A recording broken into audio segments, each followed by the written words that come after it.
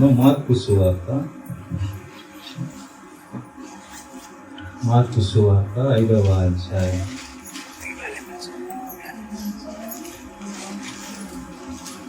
7వ వచనం.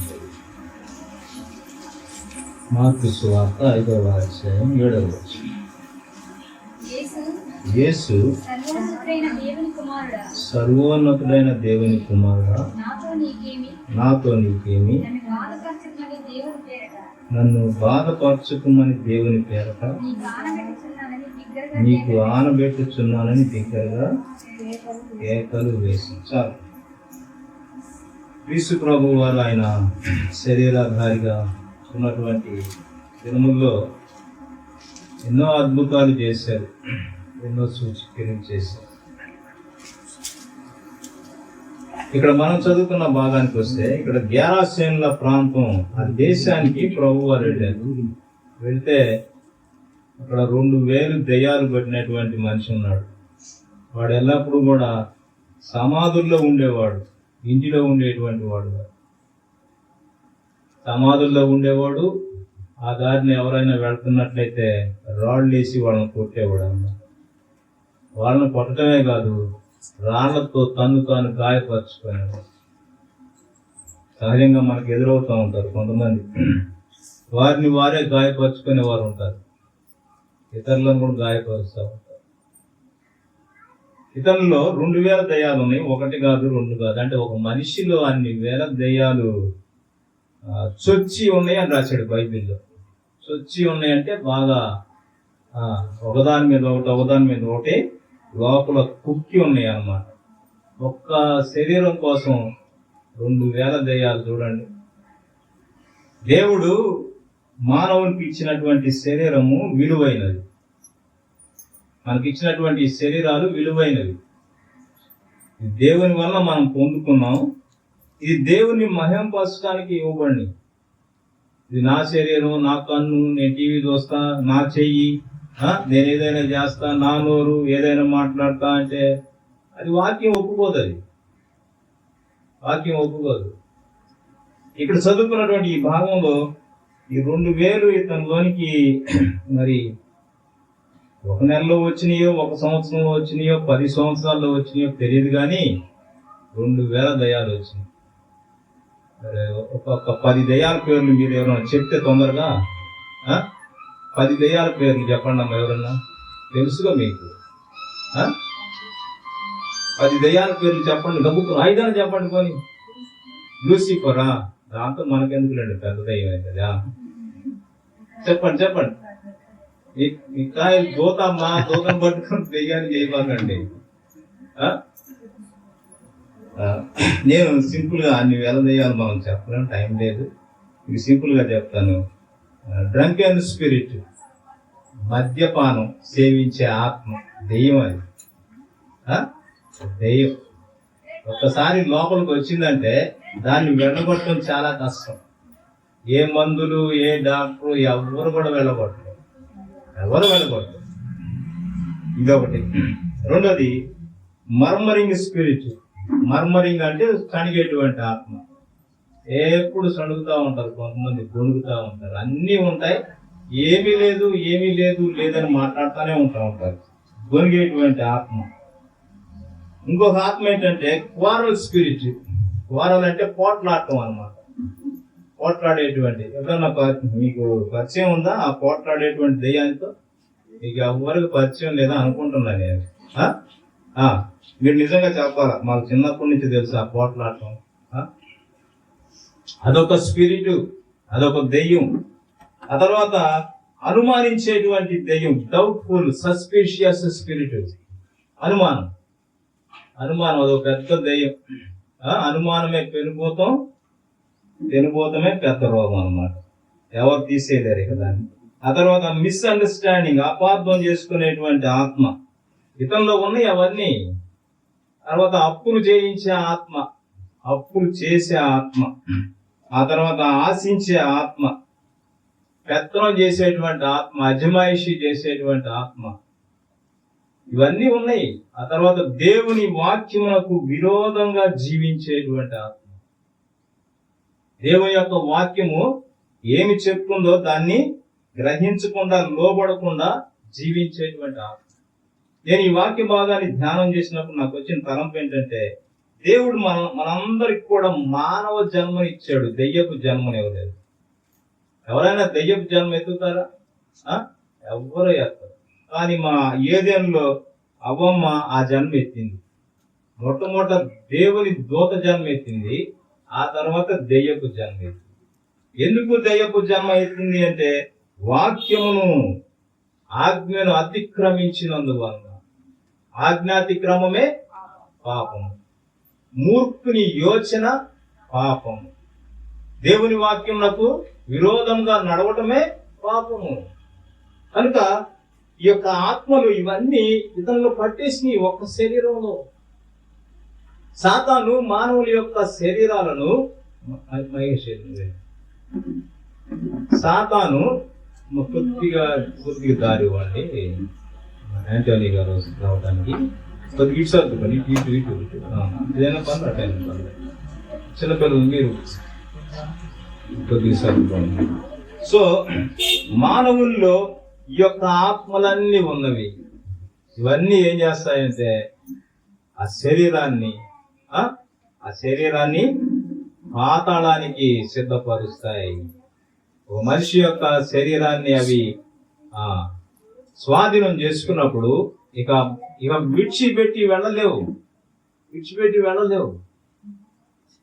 ఆత్మల స్వాధీనంలో ఉంటారు మనుషులు. యేసు ప్రభు వారు ఈ గెరాసేనుల ప్రాంతానికి వచ్చారు. ఆయన వచ్చినప్పుడు అతనిలో 2000 దయ్యాలు ఉన్నాయి. ప్రభువుని ఎప్పుడైతే చూచాడో పరిగెత్తుకుంటూ వచ్చేసాడు. Please come father, good morning.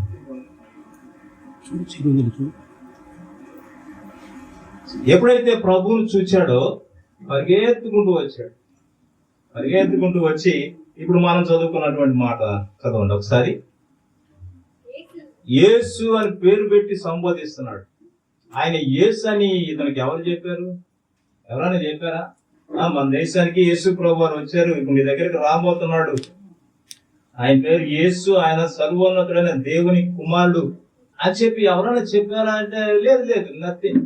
ఎవరు చెప్పరు. దెయ్యానికి తెలుసు దేవుడు ఎవరో, దెయ్యం ఎవరో, దేవత ఎవరో దెయ్యానికి తెలుసు. బైబిల్లో కూడా స్కెవయ అనేటువంటి ఒక యాజకుని కుమారులు పౌలు గారు ఆ ప్రాంతానికి వెళ్లి ప్రతి ఒక్కరి మీద యేసు నామాన్ని ఉచ్చరించి దెయ్యాలను వెళ్ళగొట్టేవాడు. ఈ యొక్క యాజకుని కుమారులు అది నేర్చుకున్నారు. పౌలు ఎలాగంటున్నాడు? యేసు నామములో ఈ కాళ్ళలో ఉన్న బలహీనత పోవును గాక, యేసు నామములో ఈ దయ్యం వెళ్ళిపోవును గాక అని చెప్పి ఆయన అట్లా చెప్పడం విని ఈ యాజకుని కుమారులు కూడా అలాగే చేయడం నేర్చుకున్నాడు. ఉచ్చరించడం. అయితే అందరి మీద యేసు నామాన్ని ఉచ్చరిస్తున్నారు. అయితే ఒక దయ్యం బయటకు వచ్చి మాట్లాడుతుంది. ఏమని? పౌలు తెలుసు నాకు, యేసు క్రీస్తు తెలుసు, నువ్వెవరవి అని చెప్పి ఆ దెయ్యం వాళ్ళ మీద పడి వాళ్ళు 2-3 లొంగ తీసుకొని గాయాలు చేసి పంపించేసి. సో దెయ్యానికి తెలుసు దేవుడు ఎవరో, దేవత ఎవరో, మనం ఎవరో అన్ని దానికి తెలుసు. ఒకసారి హైదరాబాద్ లో పెద్ద కూటం జరుగుతుంటే ఒక 3 మాంత్రికులు ఒరిస్సా నుండి వచ్చి ఆ కూడికను చెడగొట్టడానికి ఆ వేదిక మీదకి చీకటి శక్తులను పంపిస్తే వెళ్ళినటువంటి ఆ చీకటి శక్తులు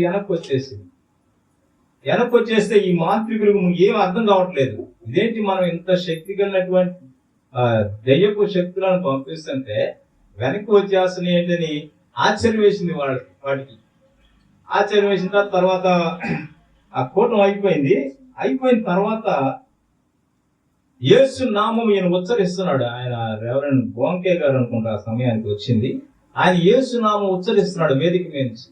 ఎప్పుడైతే యేసు నామం ఉచ్చరించాడో ఆ 3 మాంత్రికులు అక్కడ కూర్చున్నాడు. 3 మాంత్రికులు ఒక్కసారిగా పడిపోయి నురుగు కప్పుకొని ఫిట్స్ లాగా వచ్చి కొట్టుకోవడం ప్రారంభమైంది. ఆ తర్వాత మళ్ళీ వాళ్ళనే పట్టుకొని ఇక్కడ దేవుని సేవకుని దగ్గర తీసుకొచ్చారు. మళ్ళీ ఆయన ప్రార్థన చేశాడు. ప్రార్థన చేసిన తర్వాత అడిగాడు, ఎవరు మీరు, ఎక్కడి నుంచి వచ్చారు ఏంటంటే చెప్పారు. మీ కోడికని చెడగొట్టడానికి దయ్యపు శక్తులతో మేము వచ్చాము, వేదిక మీదకి పంపించాం కానీ అది మా వల్ల కాలేదు అని చెప్పి వారు చెప్పారు. అట్లాగే దెయ్యానికి సమస్తం తెలుసు. ఇంకోటి ఏంటంటే దెయ్యము వాక్యం నమ్ముతుంది. యాకోబు రాసిన పత్రిక దెయ్యాలు వాక్యాన్ని నమ్మి వణుకుతున్నాయి అని చెప్పి వ్రాసాడు. 5వ అధ్యాయము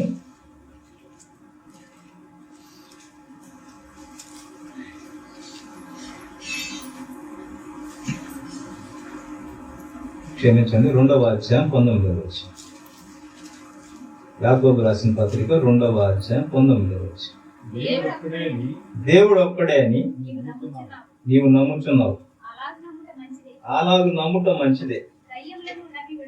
దయ్యములు కూడా నమ్మి వణుకుతున్నాయి. వాక్యాన్ని నమ్మి వణుకుతున్నాయి. ఇప్పుడు మనకు కూడా వాక్యం ఇవ్వబడింది, మనము నమ్ముతున్నాం. నమ్మినటువంటి మనము ఇంకొక అడుగు ముందుకేయాలి. ఏంటంటే నమ్మిన వాక్యానికి విధేయత చూపించాలి, లోబడకపోతే మనం కూడా ఒక దినమున దెయ్యంగా మారిపోతాం. దెయ్యం వాక్యం నమ్మిది, వణుకుతుంది. మరి మన వాక్యాన్ని నమ్ముతున్నాం. నమ్మినటువంటి మనము వణకాలి. రెండోది విధేయత చూపించాలి, వాక్యానికి లోబడాలి. దెయ్యానికి మనకి తేడా ఏంటంటే అది లోబడదు, మనం లోబడదు. అదే దానికి మనకి తేడా. ఒకవేళ మనం కూడా లోపడలేదు అనుకోండి, ఒక దినం మనం కూడా దెయ్యపు మోహం వేసుకొని వస్తామని చెప్పి ఎవరు అంటానే ఉంటారు. అలాగే మారిపోతాం.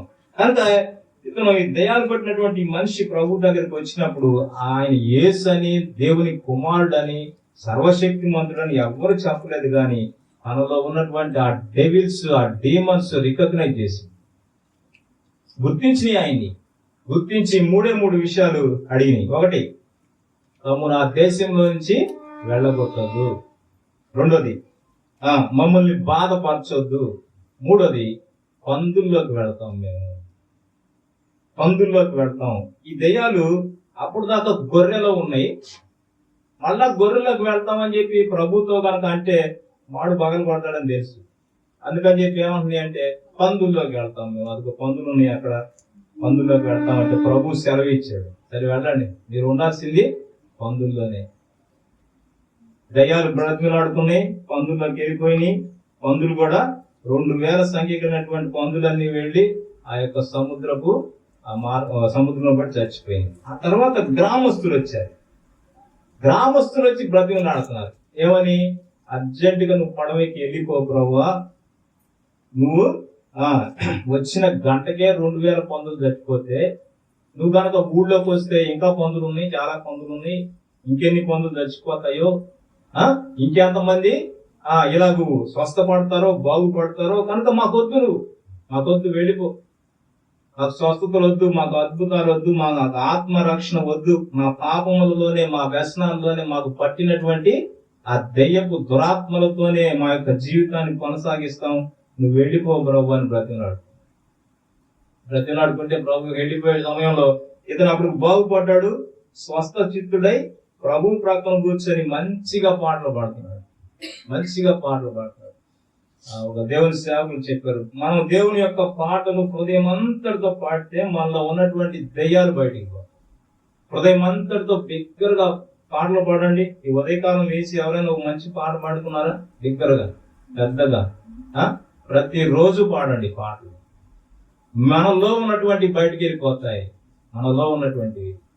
నేను మారు మనసు పొందక ముందు నేను ఎక్కువ సినిమాలు చూసేవాడిని. ఎక్కువ బలహీనత అన్నమాట. అది ఎక్కువ డామినేట్ చేసింది నన్ను ఎక్కువగా. నేను మారు మనసు పొందిన తర్వాత ప్రభు దగ్గరికి వచ్చినాక ప్రభు నాకు చూపించినటువంటి దర్శనంలో ఒక దేవుని దూత పరలోకం నుండి ఒక రాడ్ తీసుకుని వస్తున్నాడు. ఆయన అట్లా నా మీదకి చాలా వేగంతో వచ్చేస్తున్నాడు.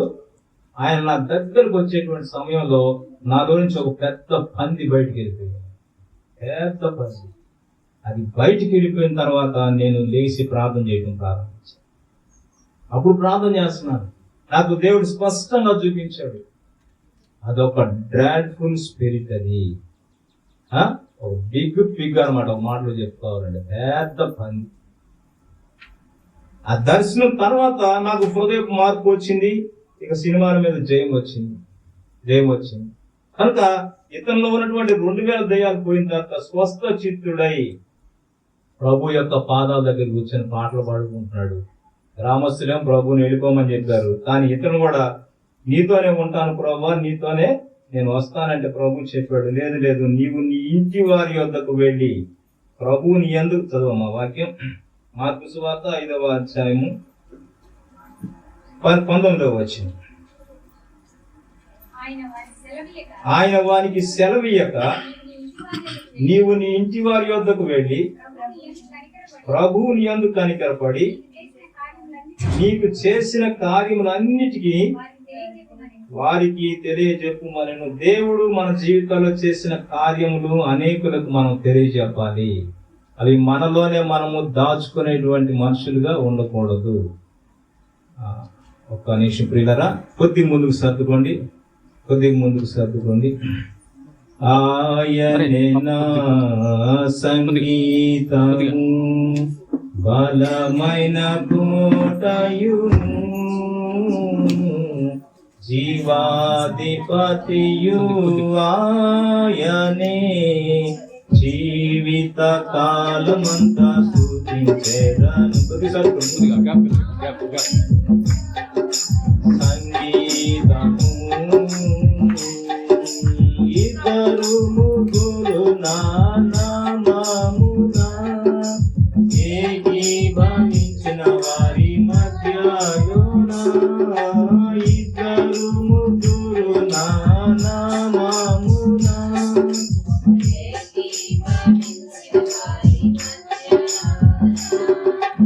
ఉండేనని నా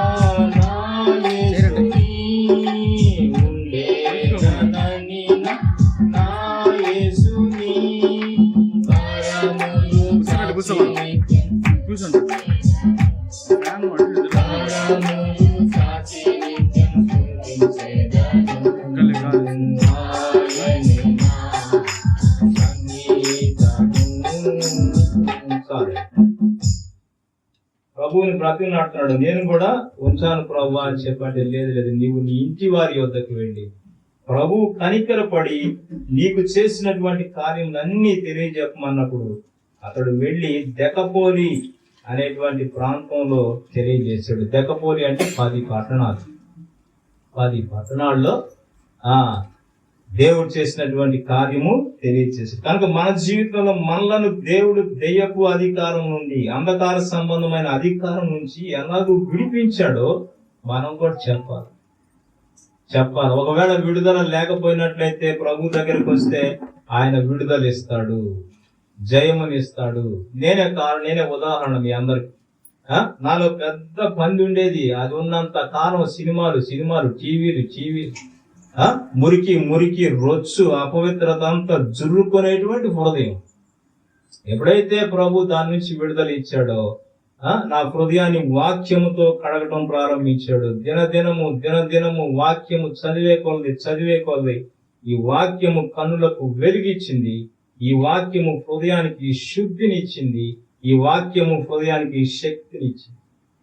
సో మన జీవితంలో కూడా ప్రభు దగ్గరకు వెళ్ళి మనం అడిగినట్లయితే మనకు ప్రభు తప్పకుండా సహాయం చేస్తాడు. ప్రార్థన చేసుకుందాం.